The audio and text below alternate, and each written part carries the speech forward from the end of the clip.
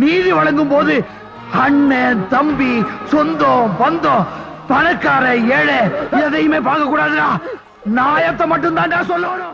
அனைவருக்கும் வணக்கம். அரசு தரப்பு வழக்கறிஞர் நியமனத்தில் தாவேகா கடுமையான முறைகேடுகளை செய்திருக்கிறது. தாவேகா ஆட்சியினுடைய முதல் ஊழலாக இந்த அரசு வழக்கறிஞர் ஊழலை எழுதலாம் என்று பல்வேறு தரப்புல பேசுவது பொருளாக மாறியிருக்கிறது. நேற்று உயர்நீதிமன்ற கிளையே அரசு தரப்பு வழக்கறிஞர் நியமனத்தில் முறைகேடு நடப்பதை கண்மையாக கண்டித்திருக்காங்க.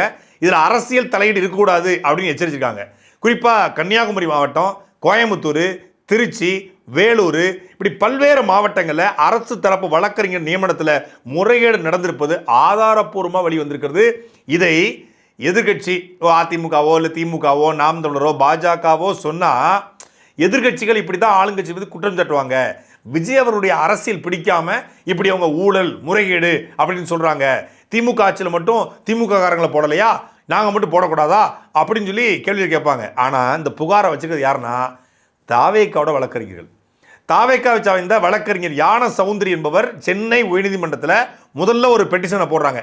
இப்படி விழுப்புரம் மாவட்டத்தில் முறைகேடு நடந்துச்சு, 20 லட்சம் ரூபா பணம் வாங்கி கொண்டு மாவட்ட செயலாளர் இப்படி ஒருத்தரை அரசு தரப்பு வழக்கறிஞர்கள் நியமிச்சிருக்காங்க அப்படின்னு புகார் முதல்ல எழுந்துச்சு. அதன் தொடர்ச்சியாக கன்னியாகுமரி மாவட்டம் பத்மநாபபுரம் அங்கே இருக்கக்கூடிய நீதிமன்றத்தில் திமுகவை சார்ந்த ஜெகதேவ் மோகன்தாஸ் இவருக்கும் தாவேகாவுக்கும் எந்த சம்பந்தமும் கிடையாது. சொல்லப்போனால் தேர்தல் பிரச்சாரத்தில் தாவேகாவை கடுமையாக சாடி பேசியவர், மனோ தங்கராஜருடைய கையாளாக அறியப்படுபவர். குறிப்பாக தாவேகாவோட தலைவர் விஜய் அவர்களை கடுமையாக நம்மளை தாண்டி ஓவர்டேக் பண்ணி விமர்சனம் பண்ணியிருக்காப்புல. அப்படி விமர்சனம் பண்ண ஒருத்தருக்கு இன்னைக்கு பத்மநாபபுரம் சட்டமன்ற தொகுதியில் பத்மநாபபுரம் நீதிமன்றத்தில் இவர் அரசு தரப்பு வழக்கறிஞராக நியமனம் செய்யப்பட்டு மாவட்ட கண்காணிப்பாளரை மாவட்ட ஆட்சியரை பார்த்து வாழ்த்துக்களை பெற்றுக் கொண்டிருக்காரு. இந்த ஜெகதேவ் மோகன்தாஸ் 20 லட்சம் ரூபாய் கொடுத்து தான் இந்த அரசு தரப்பு வழக்கறிஞர் பதவியை வாங்கினாரு அப்படிங்கிற குற்றச்சாட்டை பொதுவெளியில் தாவேகாவை சார்ந்தவர்களே எழுதிட்டு இருக்காங்க. குறிப்பாக தாவேகாவுக்கு ஆதரவாக பேசிய வாய்கள் கூட இப்போ இவருக்கு எதிராக பேச ஆரம்பிச்சிருக்கு. அந்த அளவுக்கு ஒரு முறைகேடு செய்து தான் இந்த ஜெகதேவ் அரசு தரப்பு வழக்கறிஞர் பணியை வாங்கியிருக்காரு. இங்கே திமுக காட்ட பணத்தை வாங்கிட்டு கன்னியாகுமரி மாவட்டம் பத்மநாபபுரத்தில் போஸ்டிங்கா, தேனியில் உத்தமபாளையத்தை சார்ந்த வழக்கறிஞர் வித்யாசாகர் என்பவர் தேனி மாவட்ட கண்காணிப்பாளரை பார்த்து ஒரு புகார் அளிக்கிறாப்புல. ஒரு 20 வழக்கறிஞரோட போய் என்ன அப்படின்னா, தேனி மாவட்டத்தில் இருக்கக்கூடிய நீதிமன்றத்தில் அரசு தரப்பு வழக்கறிஞர் இந்த போஸ்டிங்க்கு பப்ளிக் ப்ராசிக்யூட்டருக்கு 20 லட்சம் ரூபா யார் நம்ம லெஃப்ட் பாண்டி கேட்குறாப்புல, பங்காளி லெஃப்ட் பாண்டி கேட்குறாப்புல அப்படின்னு சொல்லி அவர் கண்காணிப்பாளரை பார்த்து புகார் கொடுத்துருக்காப்புல. அதாவது உயர்நீதிமன்றத்தில் 30 லட்சம், மாவட்ட நீதிமன்றங்களில் 15 லட்சம், சார்பு நீதிமன்றத்தில் 5 லட்சம் சொல்லி பொதுவாக வாங்கியிருக்காங்க. ஆனால் லெஃப்ட் பாண்டினா ஒரு மவுஸ் இருக்கணும் இல்லையா, அவர் குடியா நான் எம்எல்ஏ தோற்று போயிட்டேன், எவ்வளோ செலவு பண்ணியிருக்கேன், நீ கொடுத்தா குறைஞ்சா போவ, நீ வக்கீலாகி நீ சம்பாதிக்க மாட்டியா, வக்கீலனா நீ நியாயமாக நேர்மையாக ஒழுக்கமாக நீ வந்து வக்கீல் போறியா, நீ குடியா அப்படின்னு சொல்லி 20 லட்சம் ரூபாய் கேட்டதாக சொல்லி தாவேகாவை சார்ந்தவர்களும் சேர்ந்து காவல்துறை கண்காணிப்பாளரை பார்த்து புகார் அளிச்சிருக்காங்க. அந்த புகார் அடிப்படையில் காவல்துறை அதிகாரி நடவடிக்கை எடுப்பதாக சொல்லியிருக்காரு. எங்கே எடுப்பார்?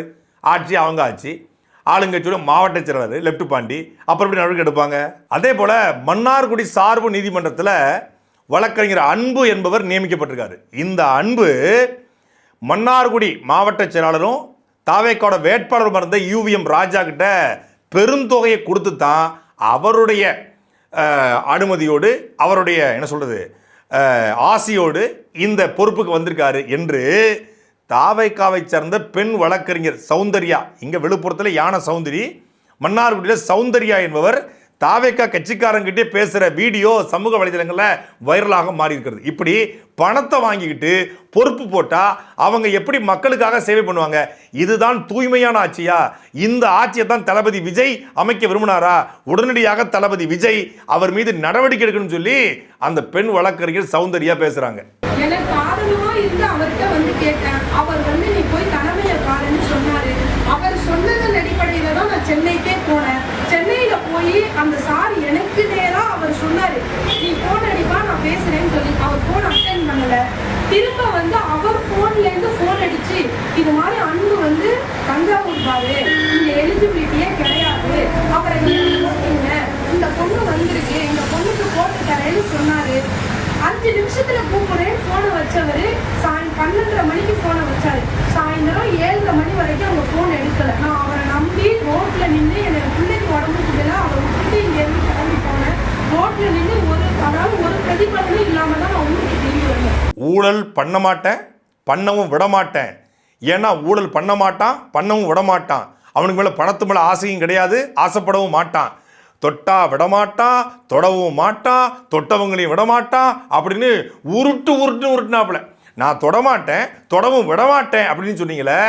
மன்னார்குடி பால் உற்பத்தியாளர் கூட்டுறவு சங்கத்தில் போய் தாவேகாவினுடைய மாவட்ட செயலாளர் இந்த UVM ராஜா, நான் சொல்கிற ஆளை தான் பால் கூட்டுறவு சங்கத்தினுடைய பொறுப்பாளராக நியமிக்கணும் என்று பிரச்சனை பண்ணி வீடியோ வந்திருக்கு.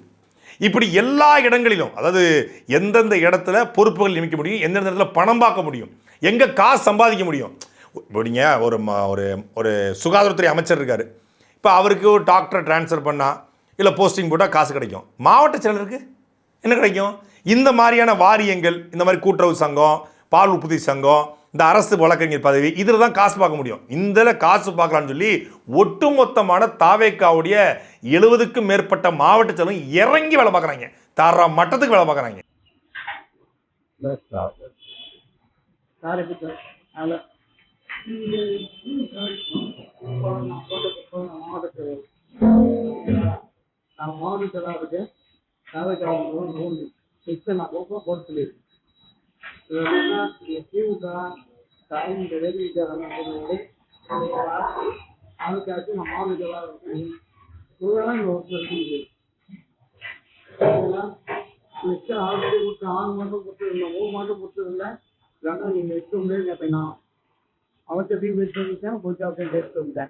நான் போட்டேன், அவ்வளவு பொறுமையா இருந்தேன்.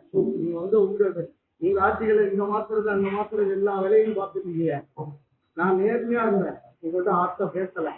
லிஸ்ட் கொடுப்பாங்க, அவங்க போன்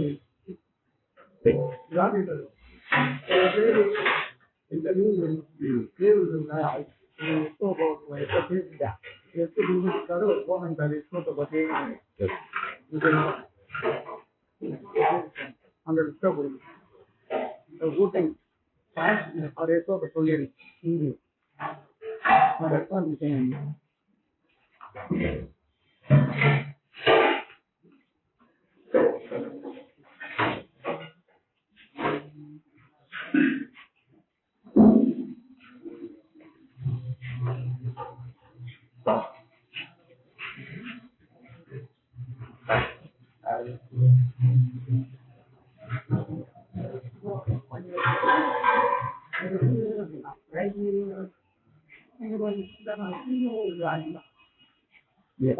என்ன பார்த்து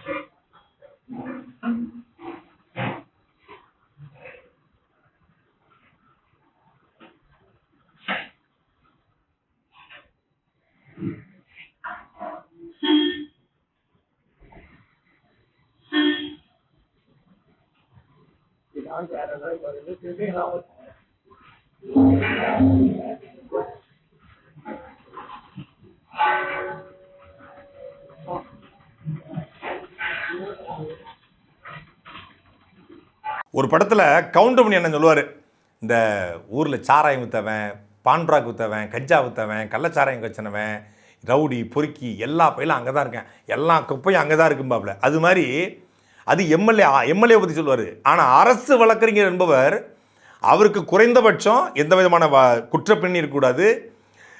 உயர்நீதிமன்றங்களில் 10 ஆண்டுகள் பணி செஞ்சுருக்கணும், ப்ராக்டிஸ் பண்ணியிருக்கணும். மாவட்ட சார்பு நீதிமன்றங்களில் 7 ஆண்டுகள் அவர் ப்ராக்டிஸ் பண்ணியிருக்கணும். வேலூர் மாவட்டம் வாணியம்பாடியில் ஷேக் சுல்தான் என்பவரை அரசு தரப்பு வழக்கறிஞராக நியமிக்கலான்னு சொல்லி பணத்தை வாங்கிருச்சு தாவேகா தரப்பு. இந்த ஷேக் சுல்தான் யாருன்னு பார்த்தா அவங்க ஒரு அஞ்சலை அப்படின்னு சொல்லி ஒரு அம்மா, அந்த அம்மா வந்து இந்த வாணியம்பாடி பக்கத்தில் கணவர் இறந்து போகிறாங்க 7 வருஷத்துக்கு முன்னாடியே. அவங்க வந்து ஒரு ஆடெல்லாம் வளர்த்து கிடா மாதிரி இந்த பண்ணை இது மாதிரி வச்சுருந்துருக்காங்க. அங்கே போய் ஒருத்தன் காரில் வந்து ஆட்டை திருட்டு போகிறான். கார் வச்சுருக்கவன் ஆடை திருனா அவன் எவ்வளோ பெரிய சல்லி பேலாக இருப்பான். ஏன்னா காருக்கு டீசல் போட காசு இருக்குது, கார் வாங்க காசு இருக்குது, ஆடு வாங்க காசு இல்லையா? காரில் வந்து ஆட்டை களவாண்ட வழக்கில் வாணியம்பாடி காவல் நிலையத்தில் எஃப்ஐஆர் பதிவு செய்யப்பட்ட ஷேக் சுல்தான் என்பவரை அரசு தரப்பு வழக்கறிஞரை நியமிக்கிறதுக்கு முடிவு பண்ணியிருக்காங்க. இது ஊடகத்தில் செய்தியாக மாதிரி நம்மெல்லாம் பேசி எதிர்கட்சிகள்லாம் பேசின பிறகு ஆடு திருடியவன் அரசு வக்கீலா அப்படின்னு கேட்ட உடனே, எப்போ நிறைய அலிகேஷன் வருது, உனக்கு வேறு வாரியத்தில் போடுவோம், ஏதாவது ஆடு திருடும் வாரியத்தில் பொறுப்பாக போடலாம், இப்போதைக்கு அரசு வக்கீல் வேண்டாம்னு சொல்லி வேறு யாரை தண்டிருக்காங்க. அங்கே பிரசன்னகுமார்னு ஒருத்தர், எவ்வளோ ரேட்டு, அவர் 20 லட்ச ரூபா தரேன்னு சொல்லியிருந்தாப்புல ஷேக்கு. 20 லட்சம் இல்லை, எவ்வளவு கடைசிய தொகை அதை சொல்லுங்கள். அவங்க தரதை விட 5 லட்சம் நான் அதிகமாக தரேன், எனக்கு தான். அதாவது ஃபிக்ஸ் நீ பண்ணாத, நான் பண்ணுறேன், நீ எவ்வளவு அவன் தர்றான்னு சொல்லு. அவன் 10 லட்சம் தர்றாங்க, நான் 15 தரேன் சார், அவர் 20 தரேன், நான் 25 தரேன், கடைசி தொகை எவ்வளோன்னு சொல்லு, அதுக்கு மேலே 5 லட்சம் தரேன் எனக்கு கொடுன்றான். இது அரசு வக்கீல் பதவியா இல்லை ஏலம் போடுற பொருளா? அதே போல் திருச்சி மாவட்டம் முசிறில் போன மாதம் வரைக்கும் திமுகவில் வந்துட்டு இப்போ வந்திருக்கிற தங்க கோபிநாத் என்பவரை அரசு தரப்பு வழக்கறிஞராக நியமிக்கிறதுக்கு எல்லா பணிகளையும் செஞ்சு முடிச்சாச்சு. இந்த தங்க கோபிநாத் யாருன்னு சொல்லி அங்கே இருக்கக்கூடிய தாவேக்காரர்களே முகநூல் எழுதிட்டு இருக்காங்க. இந்த தங்க கோபிநாத் பேர் மட்டும் தான் தங்கம், மற்றது எல்லாமே தகரம். தங்க கோபிநாத் தங்கம் கடத்துகிற மாதிரி பாண்டிச்சேரியிலேருந்து சரக்குகளை கொண்டு வந்து தமிழ்நாட்டில், அதாவது முசிறில் வச்சு பிளாக்கில் ஓட்டக்கூடிய ஒரு ஆள். அது மட்டும் இல்லாமல் 2023 காலகட்டத்தில் கோவையில் ஒரு தொழிலதிபருடைய மகள் கடத்திடுவோன்னு சொல்லி ஒரு கும்பல் மிரட்டுது. அதற்கும் தங்க கோபிநாத்துக்கும் ஒரு தொடர்பு இருக்குது. தங்க கோபிநாத் அந்த தொழிலதிபர் மகளை மிரட்டிய கும்பலுக்கு ஏதோ ஒரு வகையில் தாவேக்காலக்கூடிய முக்கியமான பொறுப்பாளர்களோ இல்லை அரசு தரப்பு வழக்கறிஞர் நியமிப்பிற்கு பரிந்துரை செய்த முசிறி எம்எல்ஏவோ விசாரித்து பார்த்தா தெரியும். அப்படிப்பட்ட ஒரு நபருக்கு இன்னைக்கு அரசு தரப்பு வழக்கறிஞர் பதவி. நான் கேட்குறேன், குறைந்தபட்சம் உங்கள் திமுகலேருந்து வரட்டும், இல்லை அதிமுகலேருந்து வரட்டும், பிஜேபியிலேருந்து வரட்டும், எந்த கட்சியில் வந்தாலும் நீங்கள் பொறுப்பு கொடுங்க. ஏன்னா ஒரு கட்சியிலேருந்து ஒரு கட்சிக்கு தாவின்னு போனது அவங்களுக்கு பொறுப்பு கொடுக்கூடாதுலாம் இல்லை. குறைந்தபட்சம் ஒரு குற்றப்பின்னணி இல்லாதவன், கொஞ்சம் நேர்மையானவன் தாவேக்காக வர்றது ரொம்ப கஷ்டம். இருந்தாலும் குறைந்தபட்சம் ஒரு குற்றப்பின்னணி இல்லாதவன் வக்கீல் அப்படி இருக்கவே மாட்டாங்களா? கஞ்சா கடத்தினவன், கள்ளச்சாராயம் விற்றவன், இந்த மாதிரி ஆள் கடத்தல் வழக்கில் ஈடுபட்டவன், இந்த மாதிரி ஆடு திருடினவன், 20 லட்சம் 30 லட்சம் பணம் கொடுக்குறவன், இவனுக்காக பார்த்து பொறுப்பு போட்டால் அவன் எப்படி மக்கள் பணி செய்வான்? அவன் எப்படி மக்களுக்காக சேவை செய்வான்? அவன் பணத்தை வாங்குவதான ஒரு குறியாக இருக்கும். 20 லட்சம் கொடுத்து ஒரு வக்கீல் பதவியை அடைகிறவன், ஒரு அரசு வழக்கறிஞர் மாறுறவன் பணம் வாங்குவானா மாட்டானா? இங்கேயாவது பரவாயில்ல, அரசு தரப்பு வழக்கறிஞருக்கு பணம் கொடுத்தாங்கல்ல, இந்த ஆடு திருடினவர், கள்ளக்கடத்தலில் சாராயத்தை விற்றவன், அதெல்லாம் தாண்டி திருச்சியில் மேற்கு தொகுதியினுடைய மாவட்ட செயலாளராக அவங்க அம்மா மாவட்ட செயலர் இருக்காங்க, மகன் மாவட்ட தலைவர். தாவேக்கால மாவட்டத்தில் இருக்கிற பதவியே இல்லை, ஆனால் அவர் தான் அறிவிக்கப்படாத திருச்சியினுடைய மாவட்ட செயலர் அறிவிப்பார் செந்தில். இன்னைக்கு புஷி ஆனந்த் கூட, அமைச்சர் ரமேஷ் கூட, எல்லாரும் கூடயும் ரொம்ப நெருக்கமாக இருக்கார். கூப்பா கிருஷ்ணன் கூட ரொம்ப நெருக்கமாக இருக்கார். யாரா இவர்னு பார்த்தா 2023ஆம் ஆண்டில் திருச்சியில் அனுமதியின்றி ஸ்பா நடத்திய விஜய் ரசிகர் மன்றத்தை சார்ந்த நிர்வாகி கைது அப்படின்னு ஒரு செய்தி வந்துச்சு. ஸ்பான்னா புரியவனுக்கு புரிஞ்சிருக்கும். ஸ்பாங்கிற பேரில் பலான தொழில் செய்தவன் இந்த செந்தில். அவன் முகரக்கட்டை மட்டும் பாருங்கள். 2016 23 அம்புட்டு அம்சம் இருக்குது. கையில் ஒரு பேக்கை மட்டும் கொடுத்துட்டோம்னா 10 பொருத்தம் பக்கம் இருக்கும். அது பேக்கை கொடுக்காமலே அந்த வேலை தான் பார்த்துருக்கான். ஸ்டில் நவ், நான் சொல்கிறது ஸ்டில் நவ், இவர் மட்டும் கிடையாது. இவன் தான், இவன் மட்டும் கிடையாது. இவன் வந்து திருச்சியில் பல்வேறு இடத்துல ரூம் எடுத்து வச்சுக்கிறது. ரூம் எதுக்கு எடுத்து வைக்கணும்? வாடகைக்கு விட்டு சம்பாதிக்கிறதுக்கா? இல்லை அந்த ரூம் எடுத்து வச்சு ஏதாவது லாஜா இல்லை, ரூம் எடுத்து வச்சு மிக தவறான, இழிவான, கேவலமான தொழிலை செய்யக்கூடிய ஒருத்தன் தாவேக்காவுடைய மாவட்ட செயலாளர். அவங்க அம்மா மாவட்ட செயலர், மகன் மாவட்ட தலைவர். இவன் தான் அறிவிக்கப்படாத மாவட்ட செயலர். இவன் தான் திருச்சியில் இப்போதைக்கு அமைச்சர் ரமேஷே ஓவர்டேக் பண்ணுறது. அமைச்சர் ரமேஷ் வந்து ஃபோன் போட்டால் எடுக்கிறது இல்லை அப்படின்னு சொல்லி ஒரு செய்தி வெளியே வந்துடுது. டைம்ஸ் ஆஃப் இந்தியாவிலே வெளியே வந்துச்சு, எங்கள் ஃபோனை எடுக்க மாட்டேங்கார் அப்படின்னு சொல்லி. அதுக்கு செய்திக்கு பின்னாடி யார் இருக்கான்னு பார்த்தா இந்த செந்தில் தான். அமைச்சர் ரமேஷையே ஓவர்டேக் பண்ணி அமைச்சர் ரமேஷை டம்மி ஆக்கி அவர் எப்பா திருச்சியோட இந்த பிரச்சனை வேணா ஒரு இளவு வேண்டாம் எனக்கு, ஏதாவது நான் என் திருச்சியோட பொறுப்பு அமைச்சர், ஆனால் எந்த பொறுப்பை பற்றி அவர் கவலைப்படுறது கிடையாது. அவர் ஒரே ஒரு பொறுப்பு தான், கோயிலாக போய் நான் ரீல்ஸ் போட்டுக்கிறேன், இது பண்ணிக்கிறேன், என்னை விட்டுருங்க சாமி. வேறு ஏதாவது காரணம்னா திருச்சி பிரச்சனை சதமாக ஃபோன் பேசாதீங்க, திருச்சி கட்சி பிரச்சனை, இந்த மாதிரி விபச்சார வழக்கில் ஈடுபட்டவனுக்கு கட்சி பொறுப்பு, அவன் கட்சி பொறுப்பே வழங்கப்படலைனா கூட புஷி ஆனந்துக்கு செய்ய வேண்டியதை செஞ்சு கொடுக்க வேண்டியதை கொடுத்து பார்க்க வேண்டியதை பார்த்து அவன் புஷி ஆனந்துடைய அறியப்படாதைய ஒரு அல்லக்கையாக திருச்சியில் இருக்கிறான் அப்படிங்கிறத பற்றிலாம் ஏன்டா சொல்லாதீங்க. சமயபுரம் கோயிலுக்கு போய் ஏதாவது பூஜை வைக்கணுமா சொல்லு, திருவரங்கம் கோயிலுக்கு போகணுமா அதை பற்றி பேசு, மலைக்கோட்டை கோயிலுக்கு போகணுமா அதை பற்றி பேசு, தயவு செய்து இந்த செந்திலை பற்றிலாம் பேசாதுன்னு சொல்லி அதை பற்றியே பேசுறதுல பொறுப்பு அமைச்சர் ரமேஷ். இது ஒரு பக்கம்னா, இந்த செந்தில் இன்னும் இது போன்ற இல்லீகலான ஆக்டிவிட்டிஸ் ஈடுபட்டுக்கிட்டு தன்னை திருச்சியினுடைய அறிவிக்கப்படாத மாவட்டத்தில் நிற்கிறாப்புல. அது மட்டும் இல்லாமல் இவர் மேற்கு தொகுதியில் சவுக்கத்துன்னு ஒருத்தர், அவரும் புஷி ஆனந்துடைய செல்ல பிள்ளை. அவர் யாருன்னு பார்த்தா அதே போல் 10க்கும் மேற்பட்ட புகார்கள் அவர் மீது இருக்கிறது. என்ன வழக்கு? சேம் செந்திலோட வழக்கு. செந்திலும் சவுக்கத்தும் இணை புரியாத தொழில் முனைவோர்கள், ஆண்டர்பிரனர்ஸ். இவங்களுக்கு பேர் தொழில் முனைவோர்கள். என்ன தொழில்? திருச்சி மேற்கு தொகுதி டிவிகே வேட்பாளர் ராமூர்த்தியோட மிஸ்ஸஸ் பேசுறேங்க. நமக்கு கொஞ்சம் இந்த இடத்துல பிஸ்னஸ் பண்றோம், நிறைய பேர் பிளாட் வாங்கியிருக்காங்க, கொஞ்சம் இன்ஃப்ளூயன்ஸ் உள்ள இடம், அதனால கொஞ்சம் சரி இந்த இடத்துல நிக்கணும் அப்படின்னு ஒரு இதுல தான் நின்னோம். எல்லாருமே தொண்டர்கள் எல்லாருமே நல்ல ஒத்துழைப்பு முடிஞ்ச வரைக்கும் கொடுத்தீங்க, ரொம்ப நன்றிங்க. இதுல ஒரே ஒரு தப்பு நடந்து போச்சு. மாவட்டம் செந்தில் பல பேரு, அவர் மாவட்ட செயலாளர், அவர் செயல்படாத ஒரு செயலாளருங்க. உங்க எல்லாருக்கும் தெரியுமா என்னமோ, நான் என் அனுபவ ரீதியில சொல்றேங்க. அவரை ரொம்ப டார்ச்சர் பண விஷயத்துல கொடுத்து பிரேக் பண்ணி 2-3 நாள் செய்யாதீங்கன்னு சொல்லி ரொம்ப அவரை கொடுமையான கொடுமைங்க. அவர் அந்த மாதிரி கொடுமை ஒரு வாழ்க்கையில பட்டதே இல்லை. நேரம் அவங்கவுங்களும் ஓடி போய் ஃப்ரீயா விட்டுருந்தா செயல்பட்டிருப்போம், சாலிடா நமக்கு தாங்க விழுந்திருப்போம் ஓட்டுக்க. இந்த 2500 பேலன்ஸ் பண்ணியிருந்தா மியூச்சுவல் நம்ம தான் அதிக வாக்கு. எதிர்காலம் உங்களை மாதிரி தொண்டர்கள் கையில தாங்க இருக்கு கட்சியோட வளர்ச்சி. இப்ப நம்மலாம் செயல்பட்டிருந்தோம்னா சாலிடா தளபதி வந்திருப்பாரு.